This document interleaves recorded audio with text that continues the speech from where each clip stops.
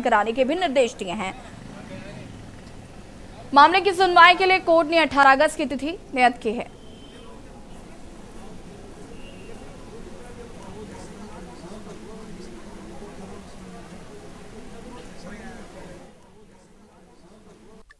आज माननीय उच्च न्यायालय में विभिन्न जनहित याचिकाओं पर सुनवाई की गई, जो कोविड-19 के महामारी के चलते जो सरकार उसको रोकने की कोशिशें कर रही है उनसे जुड़ी हुई थी।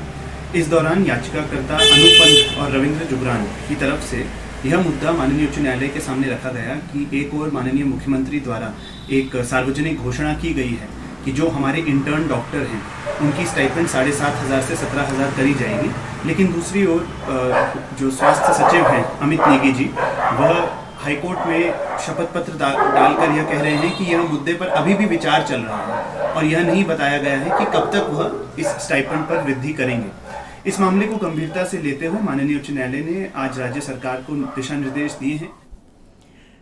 खबर उत्तरकाशी से है, जहां पर इन दिनों पहाड़ों पर हो रही भारी बारिश ने से प्रखंड नौगांव के ग्राम कलोगी निवासी जिदवीर राणा की गौशाला मलबे में तब्दील होकर गौशाला में बंधी 3 गायों की सहनी मौत हो गई। घटना तब हुई जब रात को भारी बारिश से मलबे के नीचे गौशाला दब गई और 3 गाय दुधारू गाय मर गई। क्षेत्र में बड़ी घटना है, जिससे लोगों में भय का माहौल है। भारी बारिश से जगह जगह मलबा और लोगों को भारी नुकसान हो रहा है और दूसरी ओर सड़कें, विद्युत लाइन, पेयजल लाइन भी क्षतिग्रस्त हो गई है। नई पंचायत या के कलोगी में जतवीर सिंह राणा की क्षतिग्रस्त गौशाले में 3 गायों के मरने की सूचना स्थानीय प्रशासन को दे दी गई है, तो तहसील प्रशासन मौके के लिए रवाना हुआ।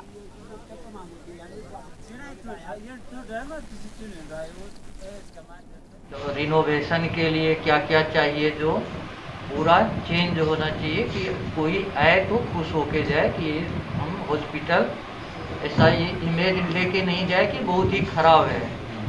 तो उसी में यहाँ के लिए CSR फंड से अभी 60-70 लाख रुपये कोई देना चाह रहे हैं। तो उसमें हमने मंगलोर को एक चुना था कि यहाँ अगर हम क्या कर सकते हैं। अगर यहाँ हो सकता है तो हम यहाँ लगाएंगे उसको, अगर यहाँ वो नहीं हो सकते तो दूसरी जगह लगाएंगे।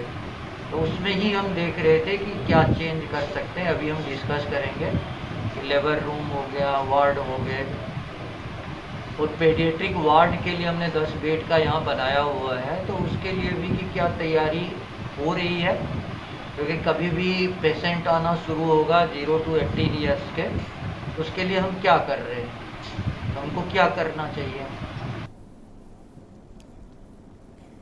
खबर मंदसौर से है, जहां पर कोरोना की तीसरी लहर को लेकर स्वास्थ्य विभाग पूरी तरह से सतर्क हो गया है। जिला चिकित्सा अधिकारी हरिद्वार ने जिले के सभी सरकारी अस्पतालों का निरीक्षण कर जरूरी एहतियात बरतने के आदेश दिए हैं। मंगलौर CSC अस्पताल पहुंचे हरिद्वार जिला चिकित्सा अधिकारी ने स्वास्थ्य विभाग के अधिकारियों के साथ हॉस्पिटल का निरीक्षण किया। तीसरी लहर की तैयारी के लिए अस्पताल में 10 बेड मुहैया कराए गए हैं। साथ ही ऑक्सीजन व कई मेडिकल उपकरणों की पूर्ति किए जाने के भी आदेश दिए गए हैं। चिकित्सा अधिकारी शंभू कुमार झा ने बताया कि सरकार द्वारा कोरोना की तीसरी लहर की चेतावनी के बाद सभी सरकारी अस्पतालों में सुविधाओं को बढ़ाया जा रहा है।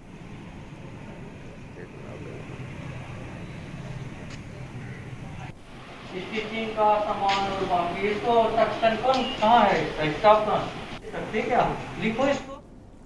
कोरोना काल में मरीजों से सरकारी मूल्य से अधिक की वसूली करने वाले निजी अस्पताल अब मरीजों का पैसा लौटाएंगे, जिसके लिए अस्पतालों ने मरीजों की सूची बनाना शुरू कर दिया है और प्रशासन की मदद से इस पूरी कार्रवाई को अंजाम दिया जाएगा। ऐसा ना करने वाले अस्पतालों की शिकायत मिलने पर प्रशासन सीधे मुकदमा दर्ज करने के मूड में है। देखिए रिपोर्ट।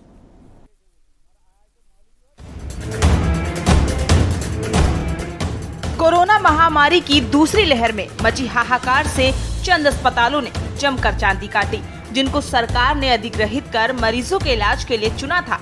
इन अस्पतालों को भले ही सरकार ने रेट कार्ड भी दिया था, बावजूद इसके मरीजों की मजबूरी का फायदा उठाते हुए अस्पतालों ने पहले तो मनमाने ढंग से बेड चार्ज लिए और फिर अस्पताल के इलाज के लिए कम कीमत वाले इलाज में मनमाने रूप से वसूली की, जिसको लेकर कई बार सोशल मीडिया पर भी लाखों के बिल चर्चा में बने और फिर मरीजों ने पुलिस और प्रशासन से इसकी शिकायत भी की। वहीं कुछ अस्पतालों पर मुकदमा भी दर्ज हुआ, जबकि लगातार आ रही शिकायतों को देखते हुए प्रशासन और अस्पतालों के बीच हुई वार्ता में निर्णय लिया गया कि अस्पताल निर्धारित मूल्य से अधिक जिस मरीज से पैसा लिया गया है उसको पैसा लौटाएंगे, जिसके लिए बिलों की जांच शुरू कर दी गई है।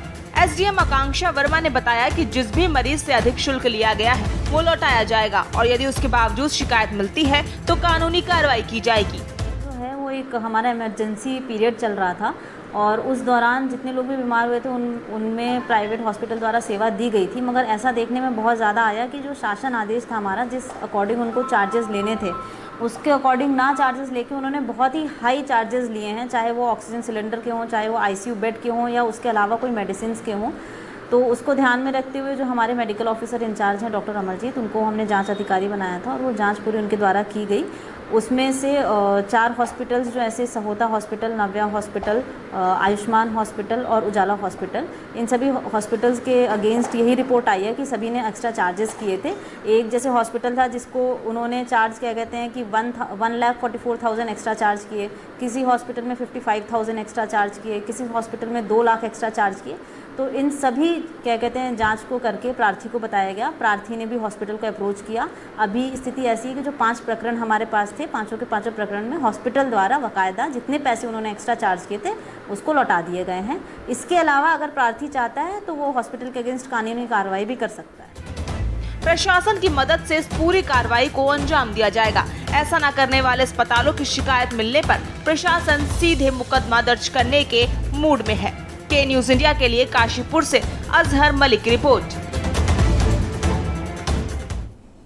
नेता प्रतिपक्ष बनने के बाद चक्राता विधायक प्रीतम सिंह पछवा दून दौरे पर पहुंचे, जहां पर पार्टी पदाधिकारियों और कार्यकर्ताओं ने उनका बड़ी गर्मजोशी से फूल मालाएं पहनाकर और बम फटाके फोड़कर भव्य स्वागत किया। आपको बताते चले कि कांग्रेस के कद्दावर नेता इंदिरा हृदयेश के निधन के बाद पार्टी हाईकमान ने पीसीसी चीफ का पदभार संभाल रहे मौजूदा चक्राता विधायक प्रीतम सिंह को नेता प्रतिपक्ष की जिम्मेदारी सौंपी है, जिसके चलते वो नेता प्रतिपक्ष बनने के बाद पहली बार पछवा दून दौरे पर निकले, जहां पर सिद्धोवाला, सेराकोई, सासपुर, हरबटपुर और विकास नगर पहुंचने पर उनका भव्य स्वागत हुआ।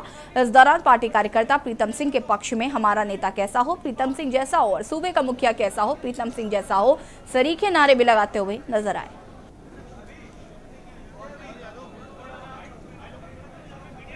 4 साल तक रखा, उससे बीजेपी वाले संतुष्ट नहीं तो हम क्या करें। दूसरा मुख्यमंत्री बनाया, उससे भी बीजेपी के लोग संतुष्ट नहीं, 4 महीने में बदल दिया। अब समय अवधि कितनी है?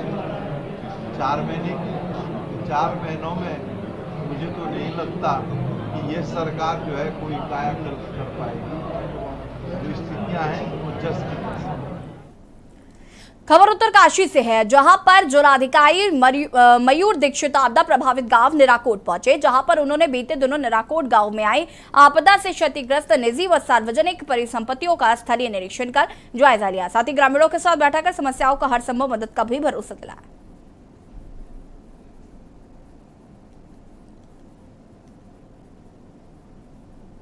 आपदा अधिकारी सीडीओ साहब ने आदि देखा था, लेकिन पेयजल की कुछ समस्याएं हैं और वन विभाग के कुछ कार्य होने हैं यहाँ पर, तो सभी अधिकारियों के द्वारा यहाँ पर निरीक्षण किया गया है और परमानेंट पेयजल की लाइन तत्काल लगा दी जाए, इसके लिए नगर निगम को बताया गया है। कुछ ऐसे पेड़ हैं जो गिर गए रास्तों में, जिनसे और डैमेज हो सकता है अगर आपदा आई तो, उनको हटाने के लिए वन विभाग को बताया गया है। और कुछ ग्रामीण वासियों की मांग थी कि जो सुरक्षा की सामग्री है वो और अतिरिक्त इस गाँव में आवश्यकता है, उसको भी भेजा जाएगा। खबर लक्सर से, जहां पर कोरोना काल में उत्कृष्ट कार्य करने पर लक्सर सीएससी की कोल्ड चेन प्रभारी एएनएम व वैक्सीनेटर को मुख्यमंत्री पुरस्कार के लिए चुना गया है। पूनम को खुद सीएम ने देहरादून बुलाकर सम्मानित किया, जबकि जतिन को यही पुरस्कार डीएम के हाथों मिलना है। वहीं सीएससी कर्मियों ने दोनों को सम्मानित किया।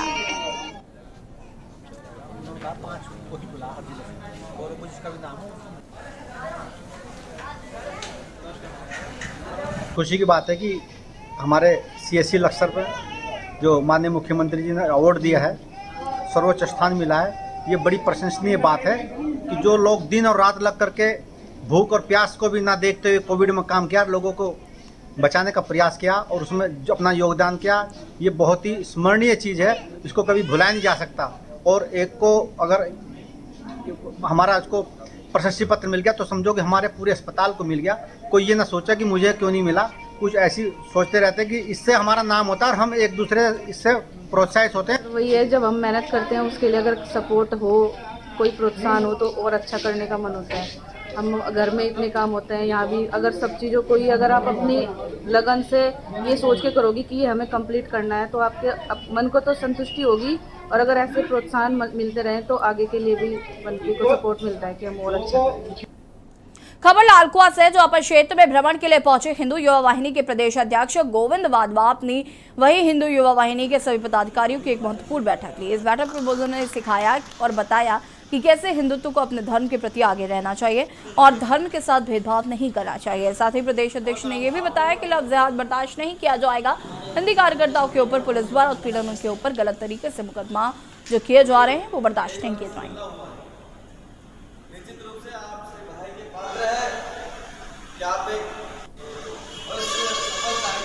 देखिए, ये समय समय पर हम लोग आवाज़ें उठाते रहते हैं और समय समय पर नई नई शक्तियाँ, नई नई युवा पुलिस संगठन जुड़ती रहती हैं और अपने कार्य में व्यस्त होती हैं, किसी कारण से नहीं आ पाते।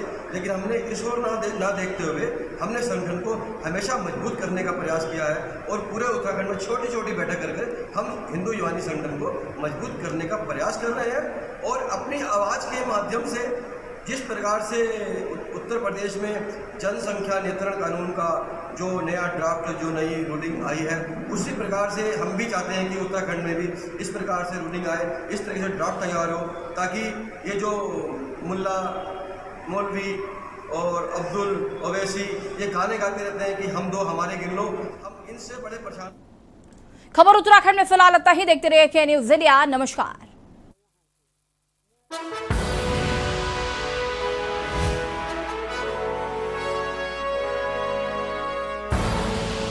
आप देख रहे हैं के न्यूज़, खबरों का सारथी। अगर कोरोना महामारी के चलते आपके या आपके किसी जान पहचान के परिवार में कोरोना से मृत्यु हुई है तो आप हिम्मत न हारें। दिल्ली सरकार आपके साथ खड़ी है। कोविड से अपनों को खोने वाले परिवारों के लिए दिल्ली सरकार ने मुख्यमंत्री कोविड-19 परिवार आर्थिक सहायता योजना शुरू की है। इससे आप दो तरह से सहायता प्राप्त कर सकते हैं। मासिक आर्थिक सहायता, कोविड से जिन्होंने अपने परिवारों में कमाने वालों को खोया है उन्हें हर महीने 2,500 रुपए की आर्थिक सहायता दी जाएगी। एक मुश्त सहायता, कोविड में अगर आपके परिवार में किसी की भी मृत्यु हुई है तो आप 50,000 रुपए की एक मुश्त अनुग्रह सहायता राशि पा सकते हैं। विस्तृत जानकारी और आवेदन के लिए आप edistrict.delhigovernment.nic.in पर लॉगिन करें। दिल्ली सरकार है आपके साथ। खुदी को आजमाया है तो ये अंदाज आया है, खुदी को आजमाया है तो ये अंदाज आया है। तुम में भी मैं हूं, शुद्ध प्लस पान मसाला। कोर्ट कचहरी के ना लगे चक्कर, सबसे अधिक यही है बेहतर। लेकिन बढ़ ही जाए पाला तो कहां जाए, क्या करें? घबराए नहीं, अब हर मुश्किल होगी आसान। के न्यूज़ इंडिया पर वकील आपका देगा समाधान। कीजिए कॉल, पूछिए अपने सवाल। 0512-23-90031 और 0512-23-90032। वकील आपका हर रविवार दोपहर 3 बजे केवल के न्यूज़ इंडिया पर।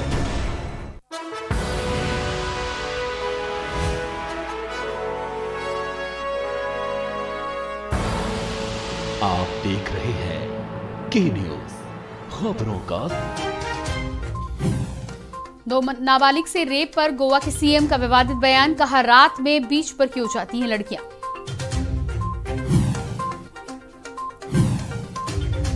दीदी के दिल्ली दौरे पर चौथा दिन, ममता आज नितिन गडकरी से करेंगी मुलाकात। कल सोनिया और राहुल गांधी से की थी मुलाकात।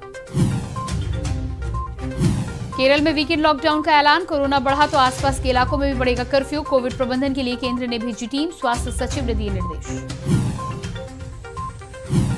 बारिश बाढ़ का कहर, जम्मू कश्मीर और हिमाचल में 18 लोगों की मौत। उत्तराखंड में 80 गांवों का संपर्क टूटा। राजस्थान में 1 अगस्त तक भारी बारिश की संभावना।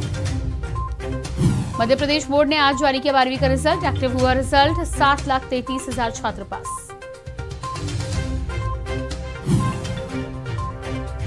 तो डराने लगा कोरोना। 24 घंटे में सामने आए 43,509 केस, 640 मरीजों की हुई मौत। आप देख रहे हैं के न्यूज, खबरों का सारथी। नमस्कार, खबर दोपहर में आपका स्वागत है। मैं हूं प्रियंका और सबसे पहले